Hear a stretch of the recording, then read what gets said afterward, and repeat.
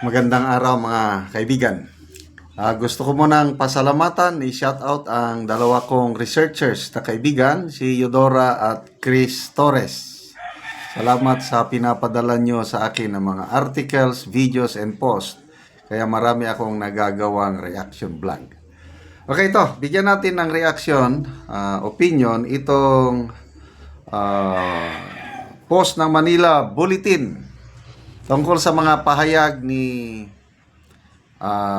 Congresswoman-elect Laila de Lima sa palaging pagsama-sama ni Senator Amy Marcos at Robin Padilla. Yung perceived bias kuno. Lalo na yung pagpunta sa Malaysia noong June 12. Okay, ito yung mga pahayag ni Atty. Lima. Basahin ko na lang dahil itong post ng Manila Bulletin nakasulat lang walang sound. Okay, sabi. Talaga namang halatang halata na sila. Pag sasalita sa conduct nila. Remember, may dalawang senador na sinamahan pa si BP Sara sa Kuala Lumpur. Imagine that. So, dalawang senador, Senator Padilla and Amy, sumama. Okay. Imagine that. Ito, dagdag pa niya. Kung sa basihan, may basihan. Malinaw ang basihan. What else can you call that kundi pagkiling? Yung bias. Saan ka nakakita na isang korte na isang judge ang nag-file at nag-move to dismiss? Hindi pa yan nangyayari. Ito naman kay Senator Batorne naman ito. And then last na sabi niya, it is clear basis. It's a legal basis. It's a just basis. Pero, ito ang masakit. Pero ang mag-decide yan sila, voluntary. Ang punto niya dito is, yung mga bias dyan, mag-inhibit kayo. Dahil bias kayo, yun ang punto. Ang tanong, yung dalawa din yan, Senator Risa and Coco Pimentel, hindi naman niya kinukul out. Bakit? Kaya tama yung sagot ni Senator Escudero. Bilib ako kay Senator Escudero. Tinanong siya ng media. Yung ibang senator judges, klaro na ang color nila. Sagot ni Senator Escudero. Okay. Let me be clear, sabi niya. Tanungin ko kayo. Iyan bang mga pro-Sara? Pro-Sara, Bato, Amy, Padilla. Sino ang mga pro-Sara? Yun ang tinutukoy nyo. Paano naman yung mga anti-Sara? Bakit hindi nyo sila kinukul out? Madami namang anti-Sara sa mga senator judges. Bakit selective ang inyong pinupuntirya? Nako, natamimi ang mga media. Kasi ang nakikita lang nila na bias, Amy, Padilla, Bato, Bongo. Klaro naman, meron ding mga anti-Sara ng mga senator judges. So, ito po ang realidad. It's an impeachment court, hindi naman yan regular court.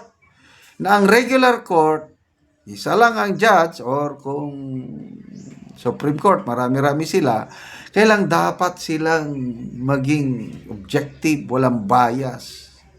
Yan kasi mga regular courts. Alam naman nila na ang impeachment court is a politico-legal court. Sabi nga ni ex-Senator Drilon na hindi lang ebidensya ang binabasihan yan, kundi it's a numbers game. Impeachment trial ni late C.G. Corona. Ang defense, pinapa-inhibit si Senator Drilon noon. Kasi ang perception ng defense, bias si Senator Drilon. Anong action ng impeachment court? Wala lang. Pinabayaan lang. Kasi nga, ang ruling dyan is voluntary. So, alam din ni Attorney De Lima, kaya nga sa umpisa pa lang, talunan na eh. Sabi, it's a clear basis. Yung pinapakitang yan, pagsama-sama sa Malaysia, mag-move na i-dismiss, yan, clear basis. It's a legal basis, it's a just basis, pero ang magdi-decide niyan ay sila, voluntary. So, hintayin nyo na mag-voluntary sila mag-inhibit. Kaya lang, sabi ni Senator Bato, hindi ako mag-inhibit. Inamin ko, may kinikilingan ako. So, kasalanan ng taong bayan. Bakit nila binutuhan si Senator Bato? Ilang milyon ba si Senator Bato? Pangatlo siya eh. Halos 20 million, correct? So, ang sisihin ninyo, yung 20 million na bumoto kay Bato, na alam naman ng 20 million na si Bato ay malapit sa mga Duterte. Alangan na hindi niya papaboran si BP Sara sa kanyang impeachment. Alam naman ng lahat na si Senator Amy, matalik na kaibigan ni BP Sara. Binutuhan pa rin, nanalo siya nang dahil sa last minute endorsement ni BP Sara. Ako, ayaw ko na sanang butuhan si Senator Amy. Sa totoo lang, ayoko na, never to Marcos again. Kaya lang may tiwala ako kay BP Sara. Kaya nung in-endorse niya si Senator Amy, go! Let's trust our leader. Binutuhan namin, di nanalo siya. Ngayon nanalo siya, alangan na hindi niya suportahan si BP Sara. Hindi lang silang tatlo ang may kinikilingan. Bilyar, magkapatid na Bilyar. Utang. Malapit na magkaibigan ang Duterte and Villar family mula noon pa, sabi ni Senator Manny Villar, mula pa nung Speaker of the House siya, na kaibigan niya na si Congressman Rudy Duterte. Yun na ang simula ng pagkakaibigan hanggang ngayon. So ano ngayon? Yung dalawang senador ng Villar, hindi ba nila kikilingan si BP Sara? Magkapatid na Cayetano. Ang dami.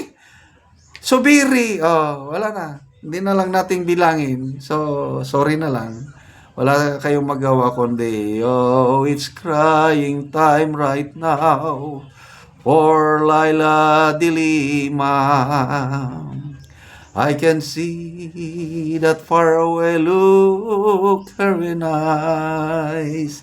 I can tell by the way she speaks in public that it won't be long before it's crying time. Pasensya na, ganyan talagang impeachment eh.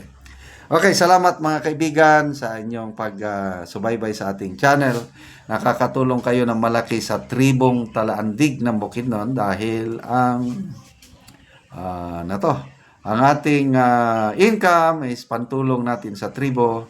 Namimigay tayo ng libreng yero at pako para makapagpatayo ng mas maayos na tirahan ang tribong Talanding. Panoorin ninyo ang video na ito. Karon mo na ni si Kuya, tagaan og send aron makabalay siya. Salamat sa agihatag nga sin. Hindi na gid kumaulanan.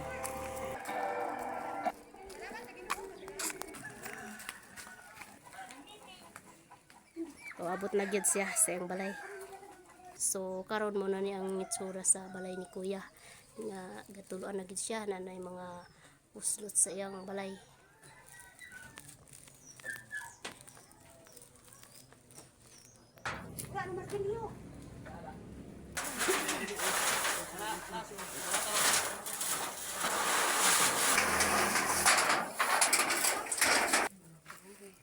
So mag-atop na gyud si Kuya karon.